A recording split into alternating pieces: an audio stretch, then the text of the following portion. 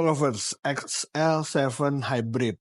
Ini mobil banyak banget fansnya ya. Jadi kalau misalnya di YouTube biasanya ada reviewer ngebahas XL7, pasti di kolom komennya tuh banyak banget yang belain.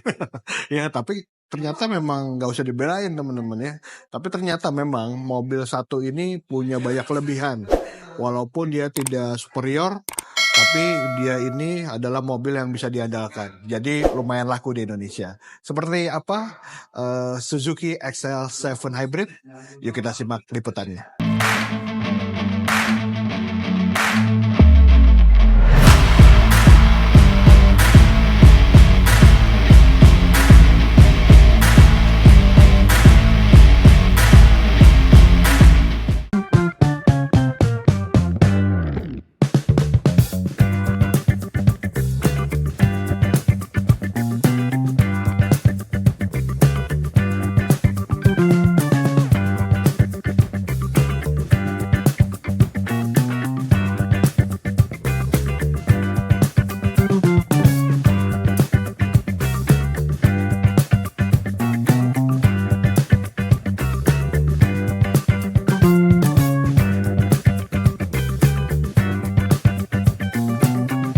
XL7 Hybrid.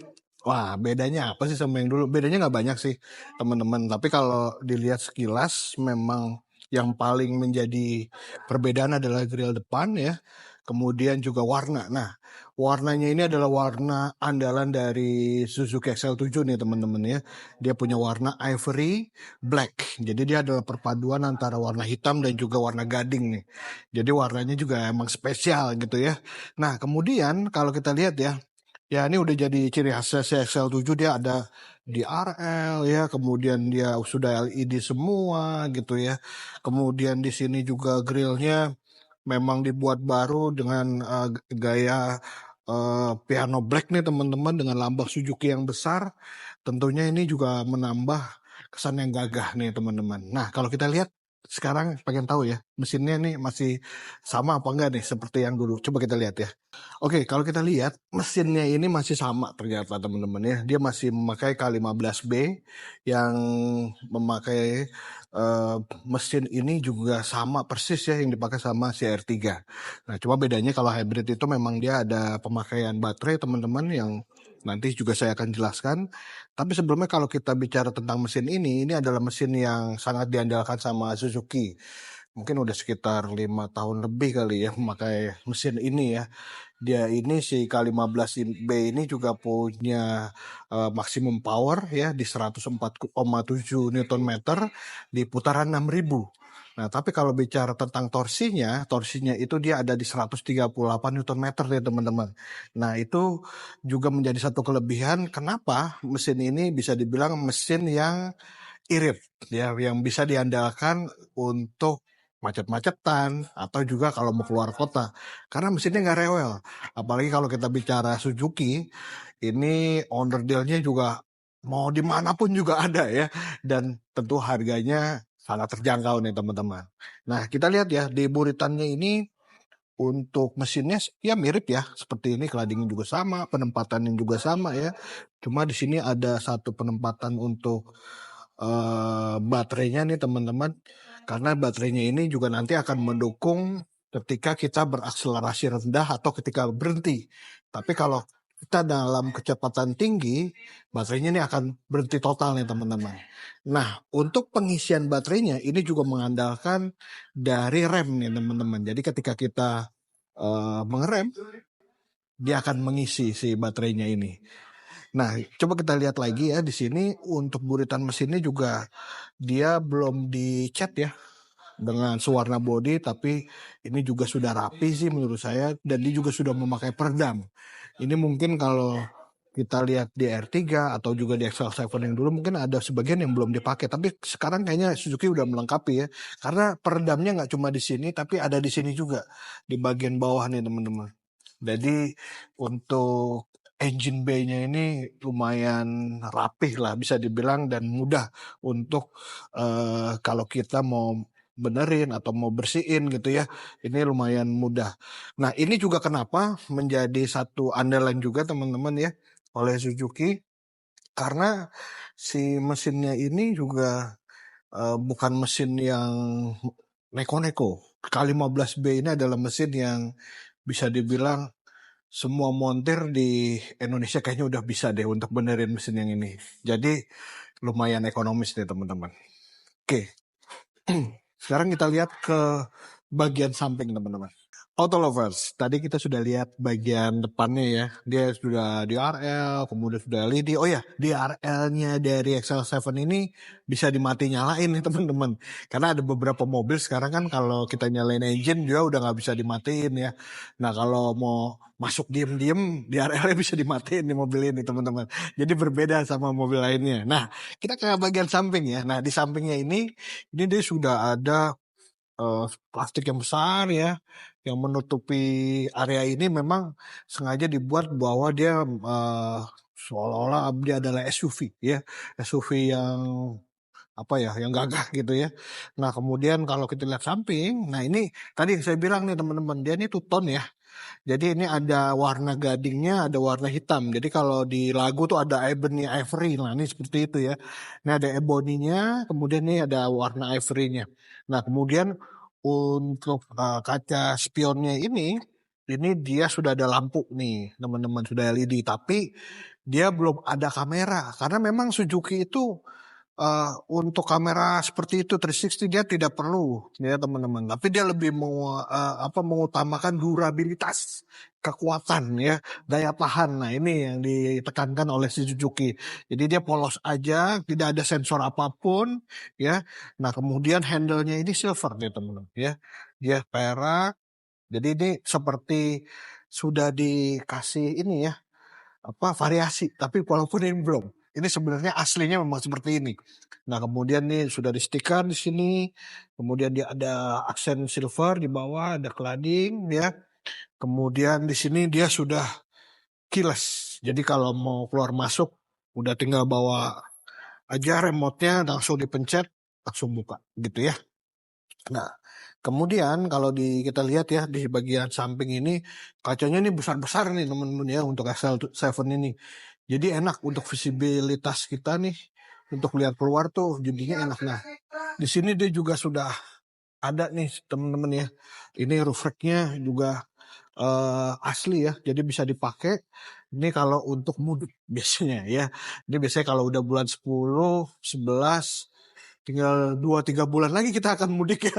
Jadi ini bisa dipikirkan nih untuk XL7 dipakai nih teman-teman. Di sini juga sama ya. Seperti ini. Nah, ban nih kalau pelek kalau dilihat nih teman-teman, dia ada perbedaan sama R3. Kalau R3 dia sudah dua warna ya, tapi kalau di sini dia masih satu warna aja. Jadi dia warnanya seperti ini, hitam ebony gitu ya. Kemudian dia pakai ring 16. Nah, tadi saya tuh nyari ya. Ring 16 seberapa nih? Nggak ketemu. Coba saya lihat tulisannya di sini. Ya, ini dia ada make 19560 ya. 1960 memakai ring 16. Nah, di sini kaca belakangnya ini juga gede nih teman-teman ya, besar juga. Jadi kalau jadi penumpangnya XL7 atau R3 nyaman teman-teman ya, maupun karena dia posisinya di belakang dan dia agak tinggi tempat duduknya, nanti kita akan coba, dan kacanya juga besar-besar seperti itu. Oke. Auto lovers nih sekarang kita lihat ya. Ini perbedaan-perbedaan dari XL7 dengan R3 nih. Kalau R3 nih ininya nggak ada nih teman-teman. Ini biasanya dia masih polos. Kemudian di sini juga ini sini ya. Ini juga beda ya warnanya. Jadi tapi kalau sekilas emang ada kemiripan ya, karena memang basisnya sama nih teman-teman ya. Nah tapi kalau kita lihat keseluruhan ya, ini ada perbedaan-perbedaan. Nah ini juga sudah ada tulisan hybrid, di samping dia juga ada tulisan Suzuki Sport ya. Ini ada topi-topian yang seperti ini ya, naik turun. Kemudian ini ada defogger juga nih teman-teman ya, udah lengkap ya, udah ada wipernya. Kemudian di sini ada lambangnya. Jadi kalau teman-teman pengen tahu ini XL7 ini apa, lihat aja di sini. Oh ini Alpha gitu ya. Karena dia ada yang beta juga ya. Ada yang beta, kemudian juga ada kelas lainnya. Nah, Di sini ada sensor nih teman-teman. Ya, ada 2 sensor. Kemudian di sini juga ada rear lamp-nya ya. Jadi kalau misalnya rem ya ini udah nyala nih. Tapi dia biasanya kan manjang ya. Kalau dia bulat bulat aja nih seperti ini nih teman-teman ya. Nah, kemudian di sini dikasih list silver lagi seperti itu ya.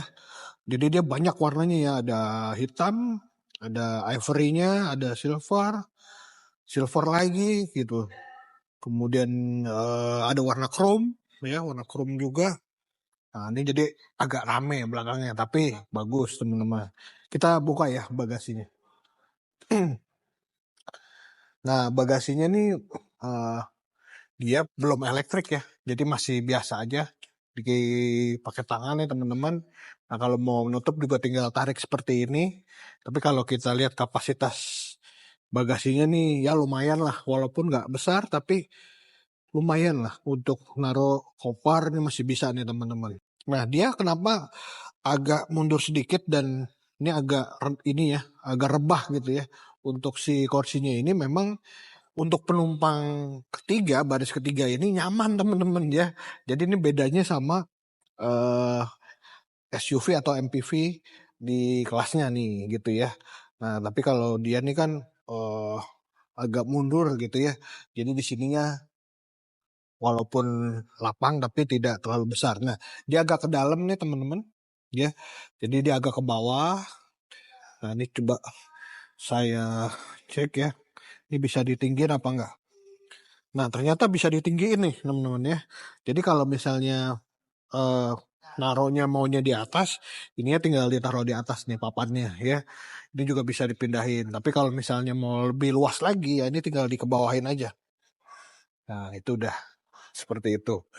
Nah, kemudian di sini dia juga sudah ada cantolan ya untuk naruh barang ya. Nah, kemudian ini kalau kita mau ngerebahin ya, mau direbahin nih gampang teman-teman, ya ditarik seperti ini. Ya. Nah, kemudian seperti ini. Mau diratain lagi juga bisa gitu ya, sampai belakang.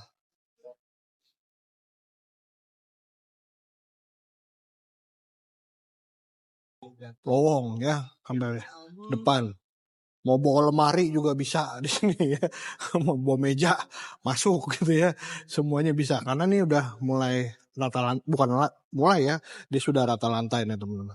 Nah, ini kalau mau disejajarkan papannya ini bisa langsung dinaikin ya teman. Nah, jadi sejajar tuh semuanya. Seperti itu. Mantap ya. Oke. Di pintu ini ya Auto Lovers, pintu dari XL7 Hybrid. Wah, pintunya nih sama aja temen-temen ya, sama XL7 yang dulu ya.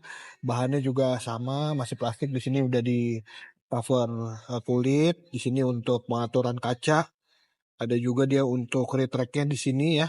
Dia sudah retract tuh ya. Untuk melipatnya, kemudian dia juga ini untuk mengunci semua juga ada di sini.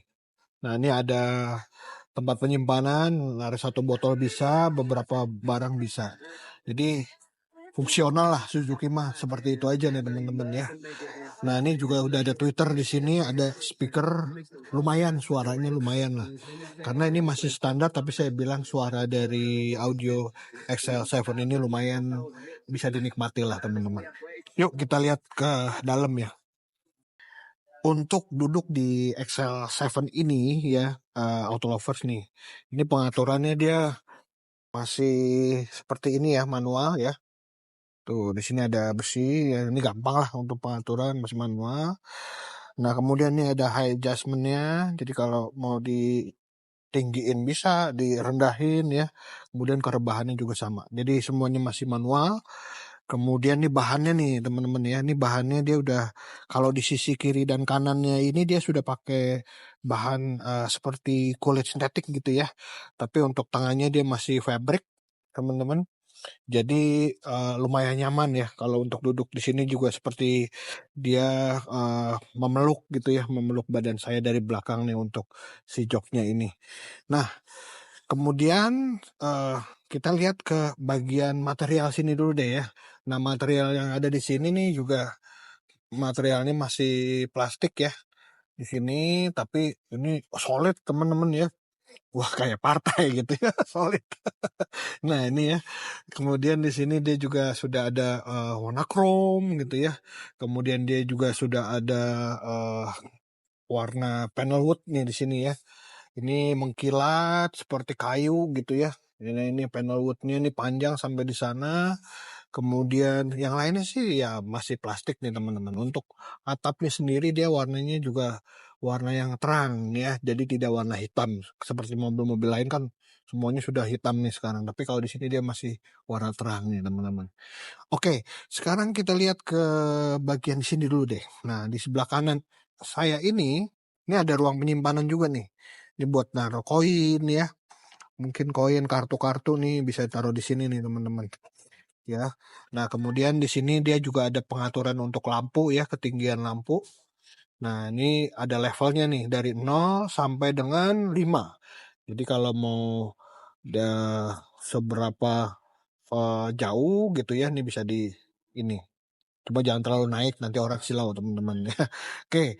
Nah, kemudian di sini ada stability controlnya, kemudian di sini juga ada untuk apa tuh namanya radar ya. Tapi radarnya dia ini hanya untuk parkir ya, untuk sensor parkir aja nih teman-teman ya. Nah, ini seperti itu. Nah, kemudian di sini dia ada idle stopnya juga. Jadi kalau misalnya mau dinyalain atau dimatiin ya untuk idlingnya ini untuk engine, jadi teman-teman tinggal pencet aja. Nah, karena dia sudah keyless si XL7 Alpha hybrid ini teman-teman ya, dia jadi sudah ada tuh ya engine start stopnya. Oh, udah keren ya. Jadi udah mantep lah di sini. Nah, kemudian nih kisi-kisi AC-nya juga besar di sini. Ini di sini tengah ada lagi. Jadi ada 4 kisi-kisi AC di sini teman-teman. Oke, sekarang kita ke setirnya. Nah, ini setirnya nih untuk XL7 hybrid ini saya suka nih teman-teman ya. Karena dia nggak terlalu besar, dia juga sudah flat bottom, bahan kulitnya juga rapi ya, stitching jahitannya tuh wah rapi ya di sini ya. Dipegangnya juga enak ya, nyaman gitu kan. Nah, kemudian di sini fungsional nih teman-teman seperti yang saya bilang ya.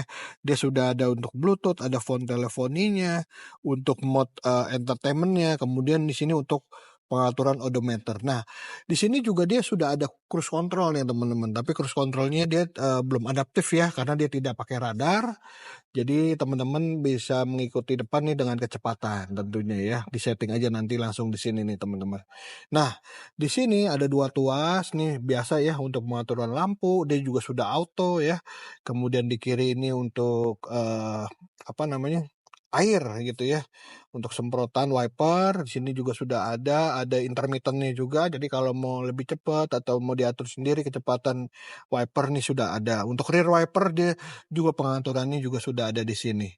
Nah, untuk si cluster dari odometernya ini udah lengkap nih teman-teman ya. Dari fuel engine ya. Kemudian juga untuk kecepatan, untuk RPM-nya sudah ada, untuk suhu sudah ada. Karena di beberapa mobil malah untuk suhu tuh dihilangin, saya juga bingung. Tapi di XL7 nih ditaruh nih teman-teman. Jadi kita bisa tahu suhu engine kita nih dalam keadaan normal atau tidak. Nah, di sini ada gambar baterai nih teman-teman ya. Ini saya mau coba untuk lihat ya. Nah, di sini baterai nih dia sekarang dia ada di 3 bar. Jadi ada 5 bar keadaan baterainya. Baterainya ini yang tadi saya bilang teman-teman, dia hanya mensupport untuk di kecepatan rendah ya, tapi kalau kecepatan tinggi otomatis baterainya tidak berfungsi. Jadi kalau misalnya direm, nah itu dia ada regenerative braking, si baterainya ini akan terisi ya kalau kita ngerem. Jadi kalau sering-sering rem ya dia akan terisi terus tentunya. Nah, di sini pengaturan yang dia memakai tuas nih teman-teman ya. Nih ada tuas nih, hati-hati ya. Ini ada teman saya yang patah nih teman-teman ya karena dimainin sama anaknya tuasnya. Jadi ini memang ya bisa dibilang mudah mempermudah kita, tapi ini juga rentan untuk patah nih teman-teman. Nah, ini kalau saya pencet ya, nah dia ada pengaturan nih average fuel economy-nya ya, per kilometernya berapa, range-nya, jarak ya.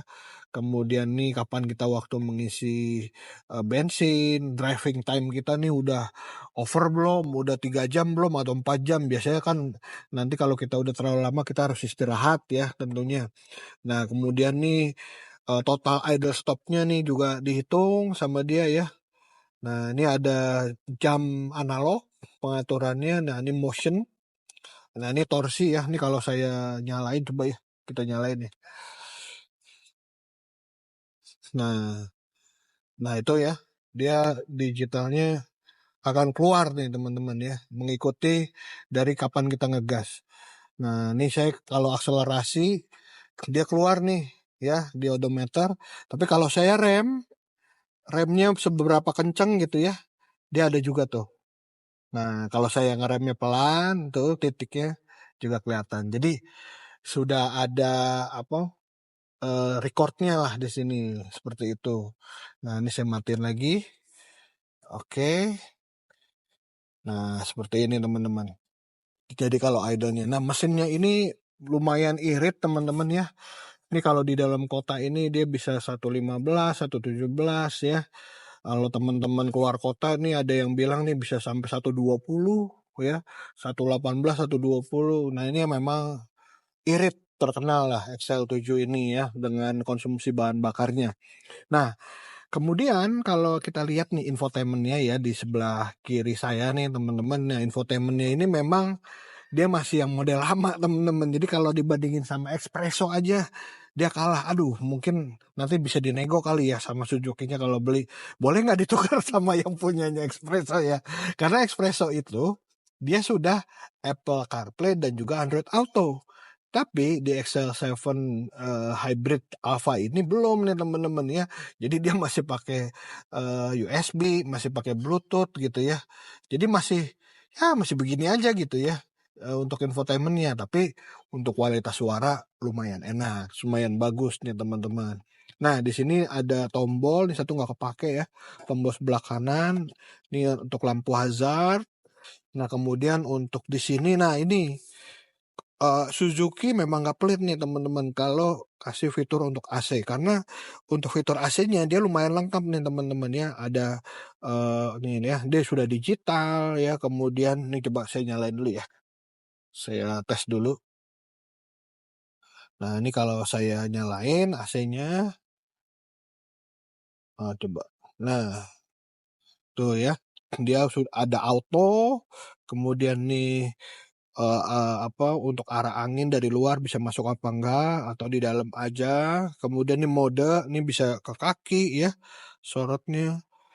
Untuk front defoggernya juga ada, untuk ke kepala langsung atau dua-duanya arahnya. Nah, ini bisa kita atur. Nah, ini ada rear defogger untuk belakang. Nah, ini adalah kekuatan dari anginnya nih. Semburannya benar. Oke, nah ini untuk suhu ya, untuk kiri. Nah, dia juga sudah ada pemanas nih teman-teman ya. Jadi kalau mau kita lagi kedinginan di daerah dingin ya, tapi jarang-jarang sih dipakai. Tapi kalau suatu hari misalnya memerlukan nih bisa ya. Di sini ada heaternya nih teman-teman. Nah, seperti itu. Nah, kemudian apalagi ya? Nah, sini coba lihat konsolnya ini ya dia masih belum soft opening, nggak terlalu besar tapi lumayan sudah ada tempat penyimpanan. Dan kemudian di sini ada power outlet ya, ada USB aux, kemudian ada 12 volt 120 watt di sini. Dia bentuknya masih seperti lighter nih teman-teman, jadi tinggal dibeli aja. Tek. Nah, ini bisa 2 handphone nih di sini untuk ngecharge. Nah, yang menarik juga teman-teman di sini nih ada cup holder. Nah, cup holdernya ini nih ada pendinginnya. Jadi kalau misalnya teman-teman bawa minuman dingin, mau minumannya tetap dingin nih tinggal dibuka aja nih. Nah, jadi nih dari arah AC ini akan mendinginkan nih. Tuh ya. Jadi dia ada buka tutupnya.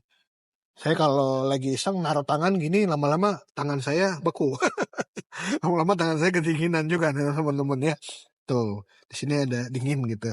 Oke. Nah, kemudian di sini kita ke atasnya nih teman-teman. Atasnya ini ya masih sama seperti yang dulu ya. Kemudian dia tidak ada vanity mirror-nya di sebelah kanan. Di sebelah kiri ada vanity mirror tapi tidak ada lampu ya. masih polos aja, lampunya juga, nah, oh masih yang seperti ini ya, jadi belum dipencet begitu. Nah, ini dia masih pakai bohlam, tapi sudah ada ya. Nah, kemudian nih ada e-mirror nih, e-mirror elektrik nih teman-teman ya, untuk kaca spion dalam gitu ya. Nah, ini kalau kita rubah-rubah juga bisa nih teman-teman ya. Nah, ini ada 2 angle ya, dari depan dan belakang. Kemudian, nah ini ke belakang aja, misalnya ini untuk menggantikan kaca ya, untuk kaca. Jadi kita bisa seperti ini. Nah, kemudian nih, nah ini kita bisa lihat, ini adalah hasil rekamannya nih teman-teman. Ini adalah hasil rekamannya. Jadi dia bisa menjadi dashcam. Ya, dia bisa menjadi kamera yang merekam kalau kita sedang berjalan gitu ya. Nah, seperti itu. Nah, tapi kalau teman-teman nggak mau pakai juga ini bisa dimatikan kalau nggak salah ya. Nih tuh. Nah, ini jadi kaca spion biasa nih teman-teman. Seperti itu. Tapi kalau mau diaktifin tinggal diklik. Ya? Nah, ya. Pusing nggak Ben? Lama-lama pusing. Oke, kita lihat ke sini, ke dalam tengah ya. Nah, ini kita lihat ya, di sini tidak ada ruang penyimpanan, tapi dia cuma seperti ini nih. Untuk armrestnya ada ya, kecil aja sih, tapi fungsional tuh teman-teman, masih bisa lah naruh barang ya. Ini juga bisa dimaju mundurin ya. Nah, itu jadi seperti ini, lumayan nyaman ya. Nah, ini ada tempat penyimpanannya lagi sih di sini. Tuh, kecil aja sih tapi nggak besar nih teman-teman. Oke, dia rem tangannya masih manual, nggak apa-apa, saya suka karena ini lebih mantep gitu ya menurut saya dan lebih mudah memakainya. Nah, untuk Porsnelling, nah ini Porsnellingnya seperti ini teman-teman, dia rata aja ya, dia ada P, ada R, N, D, 2L. Ini kalau saya nyalain dia nyala tuh lampu indikatornya ya untuk shifternya. Kemudian di sini untuk shift lock, kalau misalnya kita mau parkir paralel, nah ini tinggal dipencet aja. Jadi nanti teman-teman tinggal pindahin ke netral seperti itu. Oke, di kiri sama persis ya, pengaturannya sama dan lain-lain, tidak ada bedanya. Ini ada semburan-semburan AC juga di sini. Oke, kita cobain ke posisi penumpang di tengah yuk sekarang. Nah, ini juga untuk di belakang dia udah dikasih plat juga nih teman-teman ya. Jadi sama di depan dia udah ada platnya, jadi nggak akan menggores si bagian bodi dari mobil nih. Nah, sekarang saya duduk ya, ini posisi menyetir saya, ini jaraknya masih jauh teman-teman ya, masih 10 jari lah. Kemudian di sini ini bisa direbahkan, wah mantap ya, sampai rebah banget loh. Saya bisa sampai tiduran nih, perut saya nggak kelihatan kan? Oke, nah bisa sampai seperti ini ya. Jadi untuk penumpang belakang bisa tidurnya nyenyak nih. Nyaman banget teman-teman ya. Ini ada pengaturannya juga di sini. Bahan joknya sama, ada kulit sintetik, ada fabrik ya di sini. Di tengahnya nih masih yang licin yang kulitnya, dan dia di tengah ini sudah isofix ya. Jadi untuk bawa bangku child seat gitu ya, itu udah bisa dipakai nih teman-teman, sudah aman. Nah, kemudian di atas nih di sini ada AC ya. AC-nya ini ada 4 window gitu ya. Nah, ini tinggal ke kepalanya siapa, ini kepala siapa tinggal dibagi aja teman-teman ya. Nah, ini ada pengaturannya seperti ini ya, modelnya masih diputar. Nah, kemudian dia sudah ada pegangan tangan nih, sudah retract teman-teman. Sudah retractable sama ya, kiri kanan, di depan juga ada, sebelah kiri untuk driver tidak ada. Di sini juga dia ada ruang penyimpanan ya, yang lumayan lah untuk naruh-naruh barang gitu ya, di kiri kanan juga sama. Nah, yang saya suka juga dari si XL7 ini, dia di tiap row-nya nih ada untuk ini ngecharge ya, ada power outlet. Di belakang juga ada, nanti akan saya kasih lihat ya. Jadi nggak rebutan ya, tiap row dia punya sendiri. Nah, tapi di sini dia ruang penyimpanannya nggak banyak nih teman-teman. Di tengah ini hanya sedikit. Di bawah sama, dia nggak ada gundukan apa-apa, rata lantai aja. Nah, sekarang saya mau mengajak model dari Jombang Bintaro agensi untuk nyobain kursi belakang. Ini katanya nih kalau si XL7 ini terkenal dengan row ketiganya yang paling nyaman untuk penumpang paling belakang. Coba model-modelnya, ayo silakan model yang kurang-kurang terkenal ini mari dicoba. Oke, nah ini sekarang kita mau cobain ya masuk ke belakang. Coba Ben, dibuka Ben. Dibuka joknya, buka joknya juga gampang ya. Dari samping tinggal ditekuk seperti ini, terus digeser depan. Nah, ini udah ada jalan nih. Nah, ini udah di jalan, masuk ke dalam. Bani, berat badan berapa? Berat badan di sekitar 120 ya? 82. Oh, Gedean. Berat badan 82 kita, Pak. tinggi badan? Tinggi badan 176. 176. Objek? 85. 85. Dosa atau beratnya tuh? Tinggi badan 160-an. 160-an lah ya. Nah, ini udah gua tutup ya di sini ya. Posisi duduknya juga masih jauh ya. Nah, segini cukup ya. Cukup. Dengkul nggak kena ya? Dengkul nggak kena, aman. Dengkul nggak kena. Bersenggolan nggak? Senggolan untuk jarak lumayan. Lumayan akrab ya. Lumayan akrab. Ya, jadi nggak mepet-mepetan. Hati-hati nyaman. Kalau nyaman nanti berlanjut ke yang lain. Ya, jadi nyaman ya. Nyaman banget, nyaman. Jadi kalau untuk kenyamanan jok belakang ini penumpang nih paling belakang itu sangat nyaman ya, auto lovers. Jadi sangat ya nyaman. Kalau untuk tambah satu lagi pun anak kecil masih bisa ini di bagian seat belakang, di pangku. Kalau orang sama-sama kurus mungkin aman, tapi kalau yang satunya gemuk mungkin agak mepet-mepetan gitu. Gesek-gesek dikit ya. Mantap. Baiklah auto lovers. Tadi saya sudah mengulas ya semua yang ada di XL7 Hybrid ini. Dan ingat ya teman-teman, dia ini hybridnya ini hanya mild hybrid.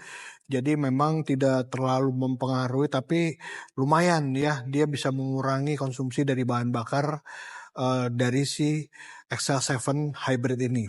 Nah, teman-teman jadi sekarang nih mungkin lagi milih-milih gitu ya, kira-kira mobil mana nih yang akan dibeli di akhir tahun ini. Nah tentunya teman-teman, kalau kita bicara dari si XL7 ini punya banyak kelebihan. Tadi saya juga udah bilang ya bahwa mobil ini tuh punya fanbase-nya yang lumayan besar ya. Karena di jalanan kita lihat nih udah banyak banget yang pakai ya.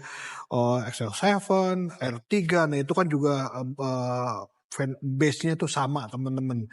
Nah jadi kalau kita bicara teman-teman memang mau mencari mobil yang value for money, kemudian juga durability-nya juga oke. Nah tentunya XL7 Hybrid ini bisa menjadi bahan pertimbangan teman-teman untuk membeli mobil nih ya. Mumpung akhir tahun, apalagi kalau Suzuki itu terkenal dengan lumayan teman-teman, diskonnya yang lumayan. Nah nanti di episode berikutnya kita akan bahas tentang harga-harga dari mobil-mobil varian dari Suzuki ya di akhir tahun.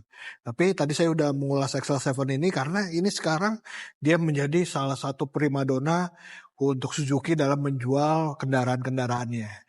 Silakan teman-teman pertimbangkan lagi ya. Kalau nggak percaya, teman-teman nanti saya yakin nih banyak fanbase dari XL7 yang akan komen. Silakan kasih komen di sini ya. Kasih tahu pengalaman teman-teman memakai XL7 itu seperti apa. Atau R3 juga boleh seperti apa ya.